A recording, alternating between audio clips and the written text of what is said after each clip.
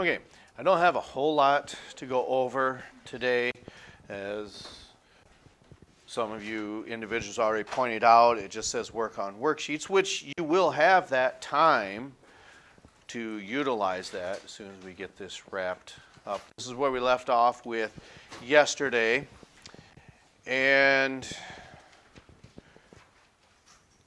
as we move forward, there's just one thing left to talk about, and that is if multiple taxonomic groups disappear at the same time, which is due to a, if you want to call it a global killer or a Yucatan Peninsula where we believe a asteroid, meteoroid, or something to that extent collided with the Earth and wiped out what taxonomic group?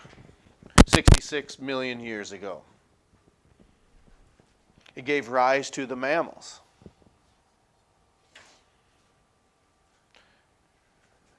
You know this, you just don't know you know it. Because if I just tell you, you're going to say, oh, I knew that. Because what's one of the animals that you saw on yesterday's video dealing with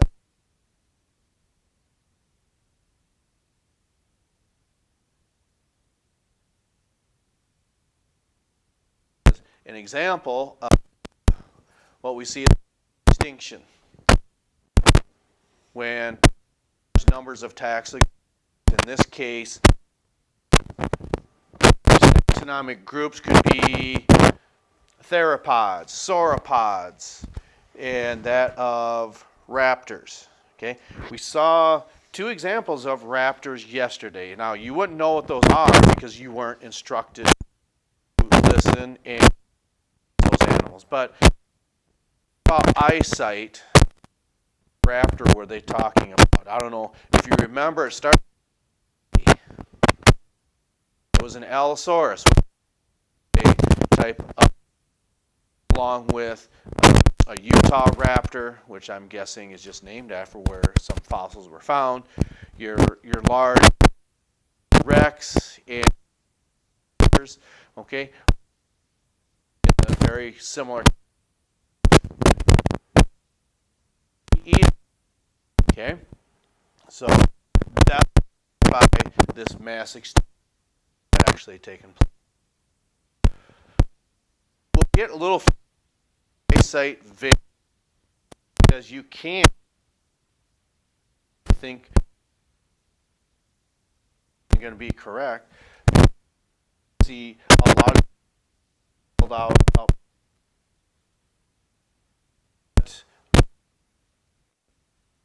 You don't have answer.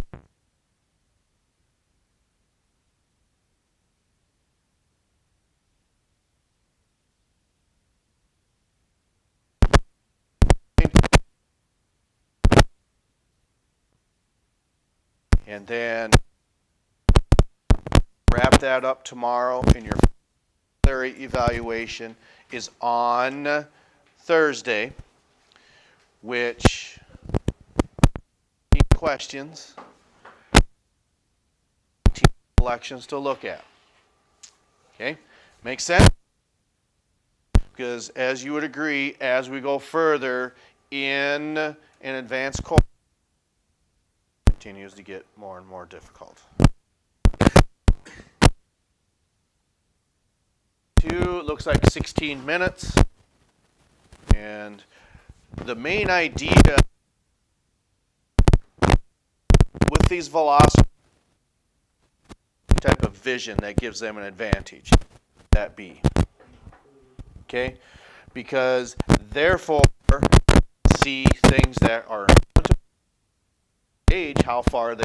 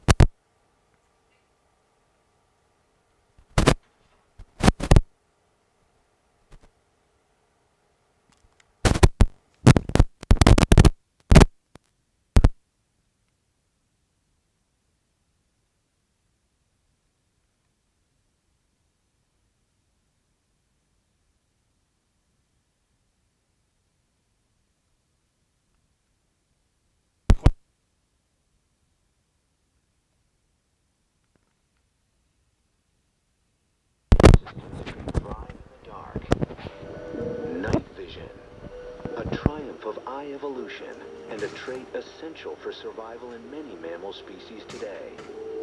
Many varieties of modern mammals also see well in the dark, and many of them are also nocturnal. And in some cases, at least, this is probably left over from their evolutionary heritage as small mammals hiding in the shadows of dinosaurs, emerging at night, and feeding. What changes did evolution make to the eyes of nocturnal animals? That's a question Chris Kirk is trying to answer. I tell my friends it's one of those things that you would have expected that somebody back in the 18th century went around collecting eyeballs. But to my surprise, when I started looking for data on just the gross anatomy of the eye, there was very little that had been published. And so I spent, about a year and a half collecting eyes. Kirk uses his extensive collection of eyeballs to study the mechanics of night vision. By putting his subjects eyeball to eyeball, he's able to compare them and see how their anatomy has evolved to deal with the dark. What's the difference between the eye of a day-active monkey called a marmoset and a night-active fat-tailed dwarf lemur? It's the size of their corneas. The cornea is the window to your eye. It sets the ultimate limit on how much light your eye can gather. The cornea is a clear curved shell that provides focusing power and ushers light into the pupil. The light hits the retina, where it is converted into electrical impulses that are funneled through the optic nerve to the brain. A complex process in the blink of an eye. The diurnal monkey has got a very small cornea because it doesn't need to let in as much light, which you can see here, as the nocturnal lemur, which has a very large cornea that takes up nearly the entire anterior surface of the eyeball. For night hunters, a bigger cornea is key to catching fast-moving critters in the dark. And one night hunter has pushed this anatomy to the max. Tarsiers are something completely unique. There's nothing else like this in the world of vertebrate eyes. The diameter of the tarsier cornea is almost equal to the diameter of the eyeball. There are 5,400 species of mammals. Relative to size, none have eyes as large as the tarsier. At 6 inches tall, it's one of the world's smallest predators. But its surveillance system outsizes the competition's. So tarsiers need both highly sensitive vision and acute vision. One of the only ways you can get this is to build a bigger and bigger eye. And that's exactly what tarsiers have done. How big? Try bigger than its own brain. So this is the eye of a Philippine tarsier, and you can see that its cornea is actually a little bit larger than my own corneas. But what's really amazing about this is the fact that a tarsier's head is only this big. The tarsier's eyes are so large, they need extra support to keep from tumbling out. The eyeball extends past the margins of the orbit, and they have to have strong connective tissue in their eyelid to hold the eyeball in place. With immobile eyes, the creature compensates with a neck that rotates more than 180 degrees. Tarsier's visual adaptations show the extremes to which evolution will go. Many mammals, such as big cats, evolved another way to boost their nocturnal vision. A staple in fables and fairy tales, glowing eyes have haunted children for centuries. A nightmare to some is evolution's gift to others. And they can see us just fine. They can see us a lot better than we can see them, for sure. If one of them was over there stalking us, we wouldn't even know that they were there. Even, without this kind of light, they know when we're coming and they know who's coming. Eyeshine functions as more than a mere scare tactic. It's an adaptation that has made cats spectacularly successful night hunters. These guys, they're very active at night, and in fact, you can hear them making their noises, particularly the lion when he starts to roar, even at this hour, high. Also, the eyeshine, not only can they see their prey better, but also I think it makes it more intimidating to any other predators that are out there. The source of the eye shine is buried deep in the anatomy of the cat's eye. Hold on to your hat. Kirk's careful dissection reveals its inner workings. First, the retina. Then, the light-sensitive tissue lining the back of the eye. This area is known as the tapetum lucidum. Tapetum lucidum is Latin for bright carpet. So it's the bright carpet in the back of your eye behind your retina. So how does the tapetum work? In your eye, or my eye, there's a black pigment behind the retina that absorbs the light so that it's not scattered. But in species of tapeta, any light that's not absorbed by the retina bounces off the tapetum, the mirror behind the retina, and essentially has a second chance to be absorbed. So you've got twice the chance to absorb every incoming photon of light that your eye captures. On the rebound, some of the light shoots back out of the eye, resulting in a glowing effect. For cats, this mechanism yields extraordinary benefits. They require only 1/6 of the light that humans need to be active in the dark. I think of the tapetum as just this marvelous adaptation. You know, it's such an elegant solution to a pretty straightforward biological problem. And, you know, putting a mirror behind your retina to increase sensitivity, what could be simpler? Cats were far from the only mammal group to evolve such an ingenious solution to night vision. Other species would reach the same result entirely on their own.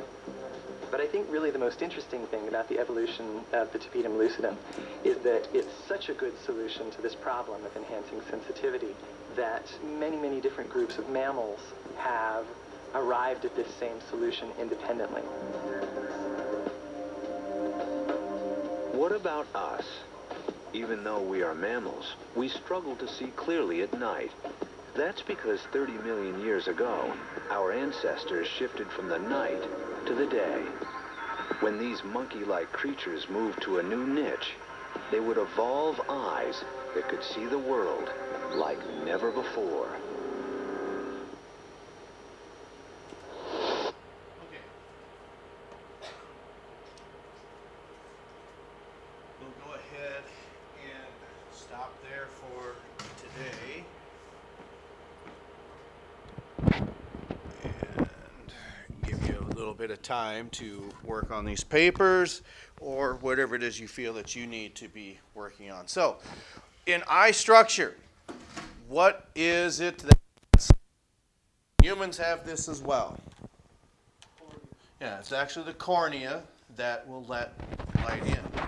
But as far as gathering as much light as what's needed, if you are a nighttime predator, like, of course, use the big cats as an example. Dogs have this as well. There's a specific structure in the back of the cornea, so you got to envision what's happening. Okay, is something like this. When the first sets of eyes probably were found in nature, one of the things that you would have seen, and they showed this in the video, or educational video or whichever, were the first set of eyes with an optic nerve like this, or were the first set of eyes with an optic nerve like that? Is this the first set of eyes, or is this one?